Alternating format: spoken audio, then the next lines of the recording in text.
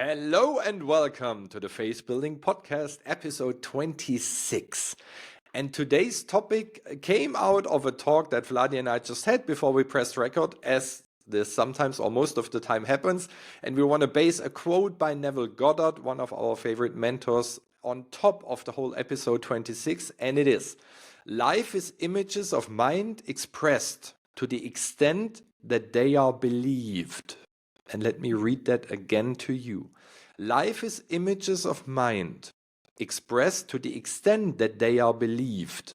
And that you get into the sentence as we do, let me just give you a brief explanation of the first part. Life is images of mind. If you look on the outside, the houses, the cars, the garden, even children, other people, the chairs, the computer, your cell phone, everything is life, things in life and images. And all those things, all this so-called reality is based on images in mind, which means at one point somebody had to have your cell phone in mind, had to have your house in mind to create it. Everything is based on images of mind. And now the important part comes, expressed to the extent that they are believed. Which means if you don't believe that you can create your own house or build your own house, you will not have this house because it will never start. And Vladi and I were just talking about the word believe, and if we can make a 10,000, 100,000, a $1 million offer, would we believe that? And we just go back to our conversation and keep it as private and personal as we just had it. And Vladi, you just shared something great about the belief itself. And can you just tell me again what you just shared before we pressed record? Yeah, it's all of us have a certain worth level. So that's where it starts. It's the belief, but what do you feel you're worth? And it really goes to every area of your life. But if you don't believe, like we're creating a high-end offer for females, goddesses, self-image. And that's why we're actually talking about self-image with Norman, because your mind thinks in pictures. So what is the picture you stored in your mind when you say, I love freedom? And that will be another topic we will talk next time. But what does freedom mean to you? Like, do you have a defined, not just definition? I want you to think about what is the picture. Do you see yourself on a surf, maybe, on the sea, or you're lying on the beach, or you're in the mountains, or you're actually running your successful business? It doesn't matter what it is, but it represents freedom for you. And this value we've discussed is when we create offers, and we've seen few guys who's created $1 million offers, and we feel like, whoa, we can't charge people $1 million. Where is that coming from? There's so many people who are happy to pay you. But firstly, we're serving a different audience. It's you. It starts with you. A very core of it is you believe. Do you believe you can serve the person for $1 million? And the conversation I had with Norman is like, imagine our mentor, Bob Proctor, used to say this: love people and use money. And when you are a millionaire, when you get really rich from the position wherever you are, but you elevate yourself, you will only become more of who you are already. So if you have wrong intentions, you're ego-driven, you only care for money, more for people and serving, you will become more of that with more money. If you're a good person, you have good intentions, you're helping others, you will help more because it's a law. And we were thinking, like, do we have a clarity, like what we doing with the money? Because we continuously asking for, we would love more. And then, are you really where you would love to be? And I'm going to say that. Have you ever thought about, oh, I'm in my 40s now, and I've really thought that when I reach 40s, I'll be a different place. Can you relate? No. Yes, and how do you expand this? I mean, you just mentioned Bob Proctor. He always said you need to have a C-type goal. A A-type goal is something that you already have achieved. A B-type goal is something where you think you can do it. And a C-type goal is where you say, I have no freaking clue how to achieve that. What you just mentioned, if you set a C-type goal, let's say I'll make a $1 million offer for a coaching program over a certain period of time. Mhm. If you have not sold a $5,000 program, how can you boost your self-image in a way that it believes it? Because what I listened to in another audiobook yesterday, what comes before the thought is always the self-image that you already touched, which means if I get my thought around, yes, 1 million is possible, it's true. Yet what triggers the first thought is my self-image. So if I cannot bring my self-image on the same position like the thinking, the conscious thinking of, oh, yes, yes, I can do it, I can have it, I can make it, I can offer it. What can one do? What do you do Mhm. to bring your self-image on the C-type goal level? Because this is sometimes so far away from reality, from our current reality, that it's really challenging to believe. Yeah. And this is the key. Well, it's you have to create this in your imagination. If you can't see this in your imagination, man, imagination is one of the higher seven faculties. But also think of this imagination.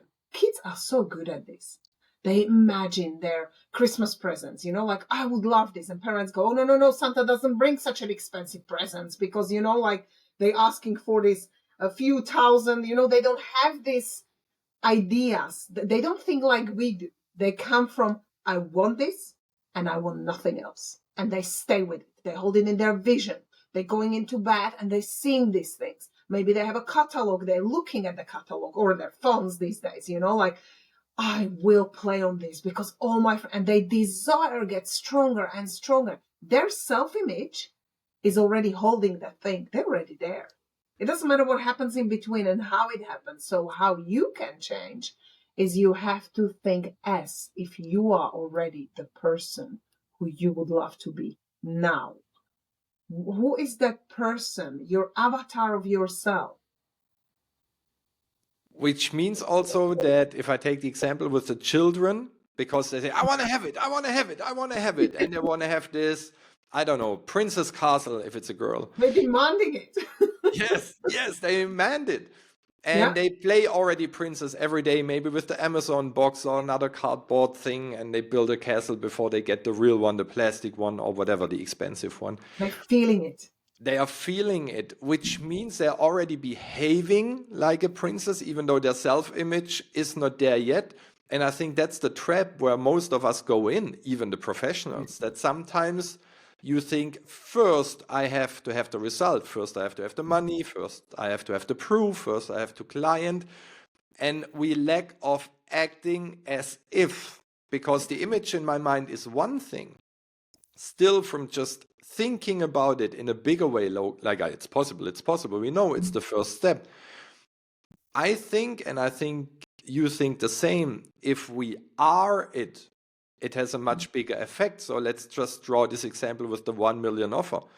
How could one be on a regular daily basis and not owning 100 million yet, or 1 million, or probably not 10,000 yet? How can I pretend that I'm the coach that just sold a $1 million coaching or whatever your product that you're selling or your service is? It doesn't matter. What ideas would you have, Vladi, to boost one's self-image and boost the being, like doing little things that brings him or her closer to, I am really a $1 million Mm. coach? It really starts with you claiming, I am a $1 million coach.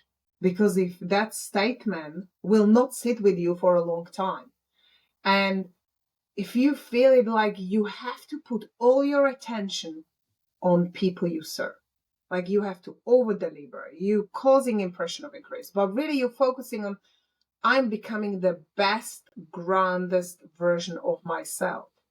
You cannot deliver for $1 million coaching unless you're actually working, like Norman talking about the princesses and Barbies. It's a role play. And you have to embody this person so much on all levels, on intellectual, on spiritual, and physical. There's all three levels have to be, I feel it, I can think it, I can imagine it, and you role play it in your mind every day, and you get into it, you can sing into it. I was like, I'm $1 million coach. And it says, no, you're not. Because your vibrational alignment and every cell of your body will actually revert the statement you make. And there's nothing wrong with it. Like, don't give up. When we talk about never, ever, ever, ever giving up, we don't talk about this is the never giving up. You make a decision because you have a passion and you want to help and you want to create this $1 million offer. It doesn't matter what is your reason, as long as it's on a positive side. I can do it just to prove myself that I'm actually so good that I can do it. Maybe there is something, maybe there is a calling. Do you know how many people? Now imagine you have made a great life, and this year you're gonna scale your business and you make 100,000 like 100 millions. Now, would you actually, when you were in that position, we all have problems. Every human being has something they would love to get better at, they would love to solve, they would love to connect more to people. And we'll talk in a minute, and I'm going to mention it only because Mary will remember in case I forget, is we're talking about actions, how we program to take hard actions and work hard and give up the families. And lots of these people who build up an incredible wealth haven't really spent lots of time with their families. They disconnected from their friends and families. There are still childhood patterns of abuse, trauma, alcoholism, whatever it is, and never dealt with it. And then you come at the later stage, because when we are grounded virgin, I love being older, because I know that since I reached around 40, I have this different point of looking at life. It's kind of like I wouldn't go back a day. Like, I love my life, and trust me, there wasn't, all the dark sides, and it's like this roller coaster. Sometimes you're like, okay, I've mastered it, and next day, you're right down, with the fast speed, and then you're up again and down. So we will talk about this action, how that can bring you. But imagine you're that person who worked hard whole life, and you now have all these millions, but you actually feel alone.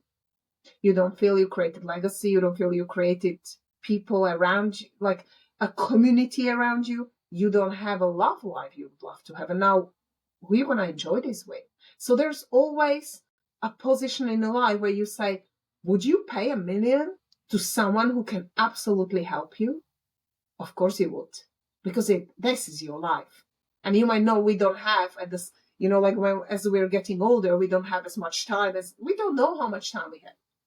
We always talk about this with Norman, but this is now. This is now. You don't know how much you have here, and you are obviously here. Brilliant. You know how much you have here, whatever years you are. I'm 44, so I have 44 years in here. But I don't know this. It can end any day. And I do not want to get to the point where I actually come to the point where I said, I wish I did all these things. Because when you're at the end of your life, you don't regret the things you did and failed. You regret all the things you never got to do. So true.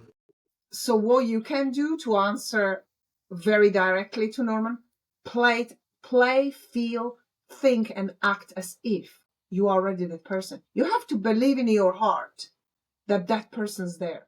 I know I will coach someone for $1 million because we've made a decision. Like, is my entire being believing it yet? Not yet. But do I know, and this is something we discussed with Norman, do I know I can deliver? Yes, I know. It's just my self-image didn't caught up with that because of the scaling. But guys, you do the best you can every day. And are you focusing on your skills and the stuff you're really good at? And Norman's going to talk about this. I'm going to hand it back because I talk for too long. But, he will explain how we were talking about these people who sometimes we think we're doing too much and we forget all the important things.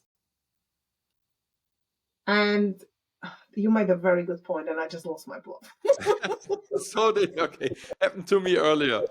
You just mentioned something very beautiful, and it's about the all day long, I want to call it.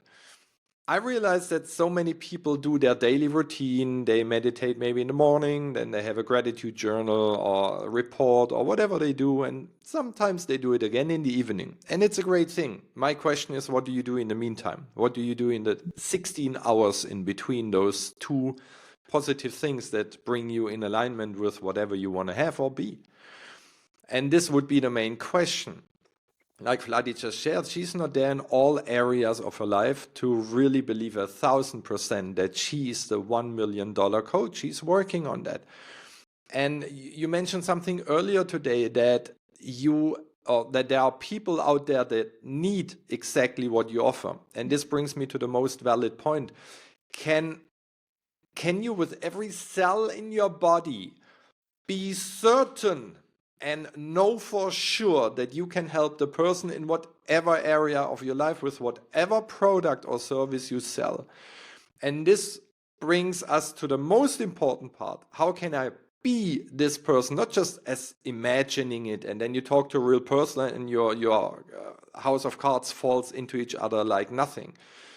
How can you really be it? You have to rehearse it. And it brought me to what I do about it. If you say, I don't have, I don't know, the money yet, I don't have the position yet, I don't have the clients yet, so I don't know how it feels to have 1 million on my account when I'm a $1 million coach. My question would be, do you put yourself in a $1 million surrounding? And probably again you say, I cannot afford a better couch, I cannot afford a better car. I totally get that, and it's okay. You don't have to buy a new couch or a new car. The question is your car on the inside like a $1 million car? Is it clean? Is it sorted? And now you say, probably not. And my question again would be, and there's nothing right or wrong with it, would you have a messy car if you would be a $1 million coach or mom or dad or entrepreneur? Would you have a filthy, dirty car? And you might say my car would stay the same. I'm not quite sure. If you would drive up the Ritz-Carlton and you would give the bellboy your car and it stinks, it's full of trash, it's full of papers, it's full of old cans and bottles, whatever was in there, if it was beer or Coke or water, I think you would not feel very good. Of course, you can say, my self-image, I'm authentic, and me being nasty and filthy would be authentic. Yes. Still, you would not attract millionaires and billionaires in a filthy, smelly way. The same with your house, the same with your kitchen, the same with your clothes. Would you wear the stuff that you wear? And again, you don't need to have Gucci and Prada and all this stuff. If it makes you feel good, if it gives you more self-worth, then yes, save for that and buy that. It can help for sure. Like I have a Mont Blanc pen and a Mont Blanc, in German it's Füller. I have no idea what this is in English with the feather. No, that's not it. But Oh, I have I love those. Is it so like an many angel? already. And a friend of mine said at one point, you should get one. And I thought, I won't pay 400 euros plus for a pen that I can have also from a hotel for free, 5-cent version. And writing with a 400 euro pen is a different feeling, like writing with a scratchy, itchy, not really working 5-cent hotel pen that I stole. So it's the same with outside stuff. So get me right, it can support your self-image until you have the money to afford that. Can you just make your surrounding, your desk, the things that you are sitting on, working on, being in all day long, can you make this the $1 million surrounding? Do you have your cushions on the couch? Are they neat presented if your $1 million would show up? Or do you say, the kids destroyed everything and let's just leave it like that? Which means you're sitting in the atmosphere of the kids just destroyed. Yes, I'm a $50 coach. I'm a $50 entrepreneur. How would everything look or smell if it would be a $1 million home? And I think this is where we can all get better. Because we have some stuff still from the past. Oh, it's so nice. Yes, grandma gave me this. But would you have this around if your billionaire friend is coming? Probably not. He would laugh at that and say, what, this shitty thing? Then put it away. Put it somewhere else.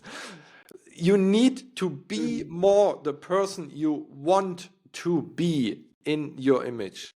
And not just 5 minutes in the morning and 5 minutes in the afternoon. Be it all day long. and find many things you can adjust that you can really be it because you live in it. What do you think, Vladi? I love that. I'm going to go with this. Everything is energy. So if you surround yourself by higher quality stuff, and this is not that people say, well, I can't afford it. Stop saying it, because the minute you are putting your emotion, I can't have that, and I don't have enough money, and I don't have enough of that, that's exactly where you're going to stick, on a frequency of not having enough. And you will only attract people, money, opportunities, love that is not surrounded with the energy of not enough. I know that growing up, I grew up with a middle family, what do you call that? Middle class family. Middle And, class. like I was a Catholic family, and we couldn't ask for people, and working hard. It was always, I always believe that, the harder you work, and this is why everything, my whole life, I've worked super hard and put so much time into everything.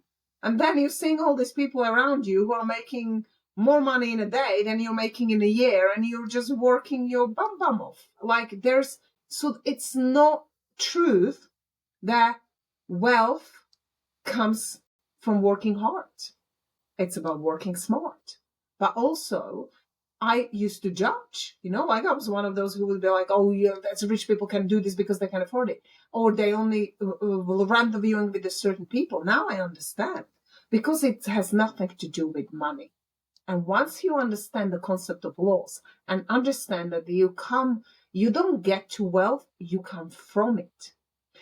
The really wealthy people will always be nice. They will always help you. There's lots of wannabes. So it's this kind of like a transition where they're playing to be more wealthier than they are. And those are the ones who won't help you, who won't advise you. But really, does it really matter? It is not our job to expect that somebody else will come and save us. And this is the key. You can be or do or have or give anything you love and desire within the realms of the nature. Obviously, you can jump off the building.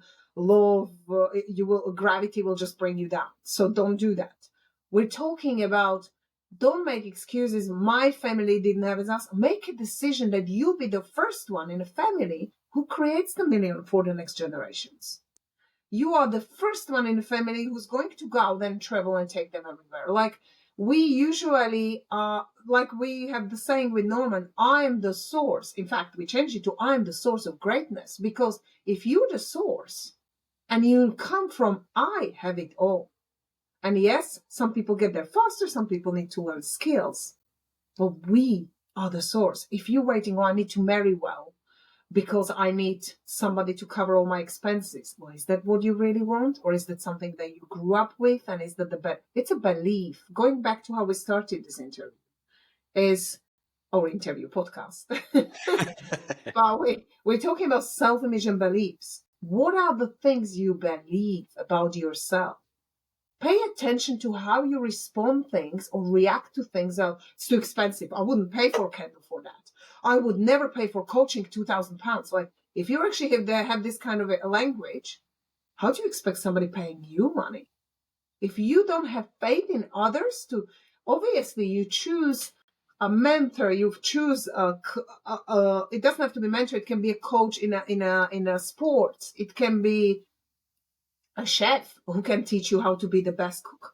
Like, seriously, if you have a passion and you just don't know how to cook, I'm going to hire one. Because watching my husband, he's like a super chef, and everything I make is like way far away from his standard level. But I'm doing my best, knowing his opinion. But, for me, we all have something. So be honest with yourself. What are the things you love and then don't? And stop also saying that, oh, all these struggles I have. It's a blessing. Because the true coach can take you through anything if they went through it.